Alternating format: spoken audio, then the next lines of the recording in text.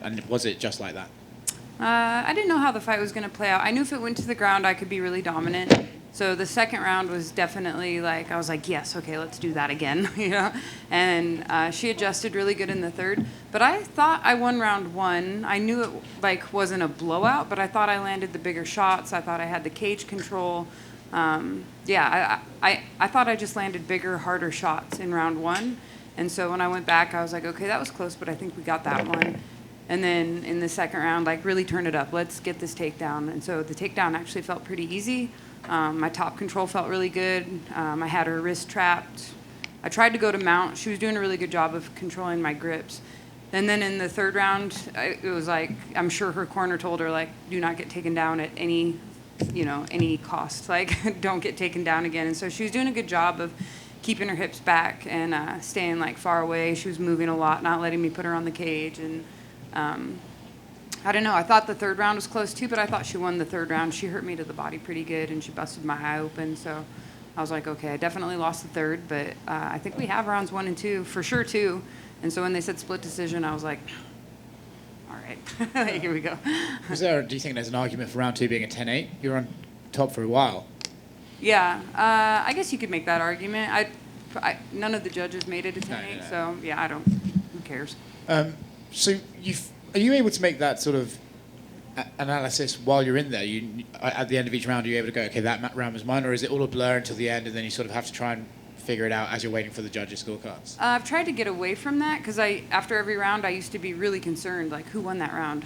And as I've gotten better and like further up in the division, it's like they're going to be close. You know what I mean? When I fought Andrea Lee, I can't remember the exact scorecards, but I remember thinking like, okay, I won this round and this round, and then the judges gave me like 2 judges gave me a round that I thought I clearly lost. Like when I fought Sarah McMahon, the same thing happened. So it's like I kind of stopped. I've tried to get away from judging the rounds in the fight because it's like you really can't, you know. I don't know if you've been paying attention to any of the fights before yours, but there have been some wacky scorecards throughout the evening. I don't know if you saw that, and if you did, does that play on your mind when you head in? Say that again. Does it play on your mind when you see other fights, you see scorecards that kind of... No, I didn't really pay attention to any of the fights before mine. I don't know. Yeah. I'm not saying your scorecard was a wacky one. I'm just saying like some of the judging tonight has been crazy, so I wonder if that plays in your mind if we're talking about scorecard. No, not at all, because I watched some of the fights like from the locker room, but I don't really pay attention to like the scorecards. I'm not super invested in the fights before mine, so yeah, I didn't pay attention to any of that. But where does it leave you? It would seem most likely that you're in line for that title shot that you've wanted for so long. Do you feel that this was enough? Is this finally going to get you there? Yeah, you would think so, right? Like you would. JoJo was in line for the title before. I feel like we're all in the top 10. I just can't stress this enough. I've won 5 in a row against all ranked opponents. It's not like I've had any easy fights in this division. The division opened with me fighting Barb Honchak, who was considered one of the greatest flyweights at the time. She was ranked number 3. I think I was a 4-1 underdog. I lost to Sajara now she's a bantamweight, but like she was killing it at flyweight for a while. And that's my only loss in this division. After that, I fought, I knocked out Mara Barella. She was ranked number 12. I think I was an underdog to her. I was like a 4-1 underdog to Andrea Lee, who was ranked number 7 when I fought her. Roxanne Modafferi was ranked number 5. She was on a tear at the time. The girl that I was supposed to fight Cynthia, but the girl that I ended up fighting took it on short notice, and it's like she was like 9-0 or something like that, and a champion in another promotion. And then I just fought JoJo. JoJo's tough. Dana White was talking like 2 days ago about how JoJo's one of the best in the world. I was an underdog coming in here tonight too, and that's what I mean is that I'm finding a way to win these fights. That's what I do. I'm tough. I hit hard. I'm scrappy. I stay in people's faces. I make them tired. I'm one of the best fighters in the world, and I've been proving that to you guys over and over and over again. Some of the fights have been close, but I'm getting my hand raised every time. For what it's worth, I actually don't know anyone off the top of my head that could really argue for a title shot, unless they pulled some really obscure name out of somewhere, but I feel like it's pretty much yours for the taking. So let's say you finally get that shot. How do you feel that fight goes? Have you been watching her from afar, building a game plan, knowing that eventually you're going to get this title? Valentina? Yeah. No, that would be something like me and my coaching team, we'd all probably get together. I really do have the best team in the world, though. Like, the team that I have built up around me is the best in the world. And so we would all have to sit down together, and it would be some conversation like, okay, how do we win this fight? How do we lose this fight? What's the best plan of action? How are we going to make that happen? You just mentioned about how many times you've been the underdog going into a fight. Presumably that would be the same case against the champion, but do you think that almost gives you an advantage? Like, look, they've thought I was the underdog every time and I've been able to overturn it. I'll just do it again. Is that part of the mindset? I think that's just going to be the story of my fight career, man. Like, it has been, even in Alaska, like, I was an underdog and I fought for a belt up there. In Invicta, I was the underdog, I think, for every fight I had in Invicta. I've been the underdog in a lot of fights and, a lot of my fights in the UFC, but I've actually won the belt for every promotion I've ever been signed to. I have TKOs in 3 different weight classes. I'm 15-4. That's an awesome record. I fought some of the best girls in the world and gotten my hand raised against them. I'm extremely well-rounded. I think I'm one of the most well-rounded fighters on the roster, not just in the women's divisions either. I mean, men, women, the whole UFC roster. I think I'm one of the most well-rounded fighters out there. I'm a big flyweight. I'm super strong for the division. That takedown I got in the second felt easy when I could get to it. You know what I mean? I think she did a good job of adjusting, but not letting me get to it in the third. But I'm one of the best fighters in the world. I think the only person that it really counts that needs to believe that is me. I'm the only person that really needs to believe that. But in my mind, I've been proving it over and over again. Last thing for me, we have crowds back. Perfect date and location for a title fight for you. Anytime, any place. Cool. Thank you. Lauren over here. Congrats on the win. Thank you. Does it trip you out like that? You get these wins, they still underestimate you. You win, like a lot of people thought she was going to beat you inside the dirty boxing, and to me, that's where you got the advantage. Was there anything that you saw from her differently, or this went exactly how you trained for it? Because it seemed like you got more comfortable the more you closed the distance, and you were winning inside exchanges. No, there was a couple things, like my coaches and I were just talking about it. It's hard when you're in the fight, like after the fight, because you have so much adrenaline. I'm always like, what round did that happen? When did this happen? Were we here at this point? I wanted to be a little lighter on my feet. We worked on some footwork a lot the last couple camps, and so my coaches were just telling me that like I did better this fight, but they've seen me do better in sparring, with my footwork. And then in the clinch too, they said my hips were out, so I didn't like hearing that. I was trying to break down her posture in the clinch, and I was surprised at how well she was like grip fighting in the clinch. That was one thing that surprised me, and that's how she busted my eye on the third, was with the elbow from the clinch, I think. So that was one thing that kind of caught me off guard. Like I feel really good in the clinch most of the time, and so when they said my hips were out, I was like, dang it. That's not really characteristic of me, but. What adjustment did you make from the first to second round? And also give some insight to when she busted you up. It seemed like you fought harder and you took more chances. Like a lot of people, once they get busted up, they kind of, I won't say cower. That's too strong of a word, but it seemed like that got you going in a weird way. Is that safe to say? Yeah, outside looking in. That's what makes me a good fighter. I thought I won the first round. I thought I won the first round. I knew it was a close first round, but I was like, I definitely was landing the bigger, harder shots. I was snapping her head back. I had all the cage control. I landed some good shots on the cage. So I felt like we had the first, and then the second was obviously my round, and then I felt like she won the third. So when they said split decision, I was like, dang. But yeah, when they really start pouring it on, I'm not just going to take that. One of the things that makes me a good fighter is that I take fights like that and I grind, I stay in your face, I make you tired, I'm tough. I'm like the toughest person I know. I'm the toughest person a lot of people know, actually. And that's one of the things that makes me such a good fighter. So when she really started turning it up in the third, yeah, you have no choice in there. Your back's to the wall. Like, that's why I'm a fighter, is because I don't cower down and I don't just crumble when people start pouring it on. Like, she Superman punched me, I Superman punched her back. She hit me with her right hand, I hit her with her right hand back. Like, I'm not just going to take it from her. I'm going to give it back. And like Oscar alluded to, it's almost given that you probably get the shot with Valentina. What mindset do you take in that, and how much do you take chances? Because it's kind of crazy for her to be the GOAT of the division. People get on that stage and they seize up, but they don't take chances, and she turns into a sparring session. How do you keep from doing what all these other people that have been victims of her do, or they get to put on her highlight reel, one of the two? I rely on my team a lot. I have really great coaches around me. I have, I'm literally surrounded by the best in the world. My team is the best in the world at what they do. I have the best sports psychologist. I have the best physiologist, one of the best physiologists in the world, overseeing my entire camp, my training. I have the best striking coach. Alex Cisne is my head coach. He's good at everything. I really believe that I have the best team in the world around me, and so I rely on them a lot to create game plans. I tell them what I'm thinking. They give me feedback. Like, we're really a great team. And final question for me. Can you give people, since you got this big stage on, why should they put some respect on Lauren Murphy's name? Because you talked about people keep underestimating you. It's happening, slowly but surely. People are coming around and they're starting to realize that, like, I'm not a pushover, There's a lot of girls out there that fight very pretty and they're overestimated, in my opinion. And what I do is I get in your face. I'm tough. I make you tired. I make fights ugly. I stay on you, I'm strong, I'm physical. People, it's hard to deal with that.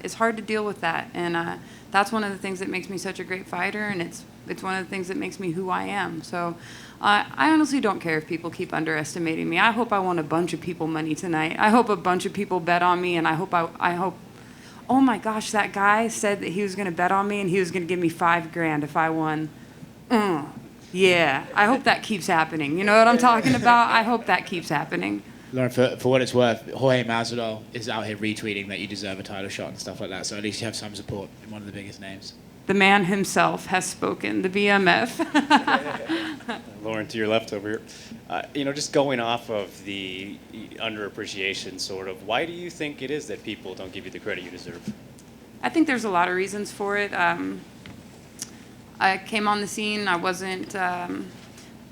when I came on the scene, I wasn't well known. I wasn't good with media. I don't have an Instagram that's just full of me in bikinis. I don't have a calendar that comes out, every year or whatever. I don't have a cute accent. I feel like sometimes people look at that and they might think there's nothing interesting about me, but my story is actually really amazing, and it's just taken people some time to come around to it. And it's taken me some time, too, to learn how to deal with the media. I literally grew up on a dirt road in Alaska. So you guys will have to excuse me if I'm not quite savvy with how to be the most popular girl in the room. I'm working on it. I'm getting better at doing media. I'm getting better on the mic. I'm getting better with the things that catch your attention. But what I was really born to do is to fight. And that's all I've ever been interested in. I've never been interested in anything else. And I'm just a real person. I think that takes people off guard sometimes. And I don't know. The other thing is that, like I said, there's a lot of girls out there that fight really pretty and they're good at some things. And people like watching that, especially out of women. And that's just not my fight style. It's like I said, I stay in your face. I make fights ugly. I make it hard on you. I hit hard. I'm very, very strong. And there's a lot of intangibles on my side that I think can't be measured, like my toughness and my heart and my strength. And that's what people really tend to underestimate in me. Does it annoy you at all that some of those other fighters, maybe get a little bit more love? It used to, I think, when I was younger, but it doesn't anymore. Now I'm like, oh, good for them. That's cool. They got their thing. I got my thing, and I'm actually really happy with my life. I have the best husband in the world. We've built a really great life around us. I love where I live. I love what I do. Got money in the bank. I have a really close relationship with my son. My cup overfloweth now, and I don't need all that other shit, man. Go. And last thing for me, Lauren, where would you rank JoJo among the opponents in terms of toughness out of this fight winning streak? Oh man, I knew it was gonna be a tough fight because like when I fought Andrea Lee, I knew that was gonna be such a tough fight. I knew it was gonna be hard. Like when I went in, I was like, oh, this is gonna hurt, And I kind of knew that about this fight too, because like me, Andrea Lee, JoJo, Chukagian, even like Jessica I, Jennifer Maia, I think if you had any two of us matched up together, if you have us fight 10 times, you're going to get different results 10 times. So we're all tough, we're all scrappy, and that's why we're all ranked in the top 10. That's why we put on the shows that we do. That's why we're in the UFC. And so, just being real about it, I think we're the best fighters in the world. We're the best flyweights in the world, and we're going to put on some of the best fights. But yeah, they're going to be close and they're going to be violent, and you're going to get different results every time. Maybe if JoJo and I fight again, maybe I finish her in the second round next time. Maybe. You know what I mean? It's like there's just so many different possibilities in the fight game. Congrats, Lauren. Thank you. I would say, as for Instagram, a cool scar photo might be a good one to get some good followers and stuff. My eyebrows always get busted open. Like in a couple different fights now, I get cut above my eyebrows. So. Well, like you said, with the performance and trying to get some things, with being able to just know that you go out there and you put these performances, it's tough to take these fighters that are lower ranked, because I know you want to stay busy, I know you want to stay active. But is it enough now that after, especially with these 5 fights, are you willing, if Dana, I know he's going to get asked here tonight what's next for her, and if he isn't willing to commit to it, are you willing to sit back and wait until you get that title shot, or will you want to take another fight? Because like they pointed out, there's nobody else really for you to fight. You keep having to fight these fighters behind you. How dangerous and how risky is that to keep taking those fights, or would you rather just sit out and wait? I don't want to sit out and wait. I think staying busy is important, but I'm ranked number 3 right now. Who's ranked above me? Chukagian and Andrade, I think. Yep. Yeah, I mean, Andrade is fighting Calvillo. I think Chukagian's basically already fought everybody in the top 10, including myself. I don't know. I don't want to say what's going to happen next from here. It's like, I don't know. We'll have to see. I'm going to talk to my team and talk to my manager, and yeah, we'll see where it goes from here. Congrats on the win. Thank you. Yeah, Lauren. Does winning this fight in Arizona, a place where you lived for 5 years, make this win any more special? Can you speak up a little bit? Yeah. Okay. So does winning this fight in Arizona, a place where you lived for 5 years, make this win any more special? Yeah, it was really nice to come to Phoenix and just make some good memories. We moved to Texas in 2019, and to be honest with you, when I left Phoenix, I was a little bit brokenhearted, and just my confidence was really broken, and I was sad, and I was kind of on a poor streak. I think I had gone 2-4 in the UFC while I lived here, and I was sad about it because I felt like I could be better, and I thought I could be better, And since moving to Texas, I feel like I've become the fighter that I envisioned myself to be. I feel like I've just grown so much and started enjoying the process so much more. And then when we came back to Phoenix, honestly, we got so much love, and there was so many people that called us and were like, hey, anything we can do to help. And I saw so many of my old teammates, and we just had such a great fight week that it was this is the Phoenix that I love. This is all the best parts about Phoenix that I loved, and the reason that we moved here in the first place all came out during fight week, and it was just such a great experience. And then to go home with the win, I know my girls were in the crowd tonight. Some of my best friends flew down from Alaska to come see me, and my old teammates from the lab came to see me, and I just know they were going crazy in the crowd. I know they're so proud of me, and they were here with me all week. It really filled me up with love, and now when I think about Phoenix, I don't feel brokenhearted anymore. I feel very, very happy, and it was just so good to come here and make so many good memories this week. Thank you. Oh my God. That was great. So.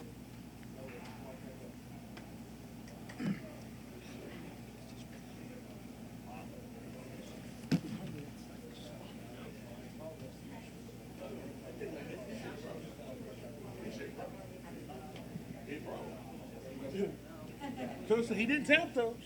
Soldier. Yeah.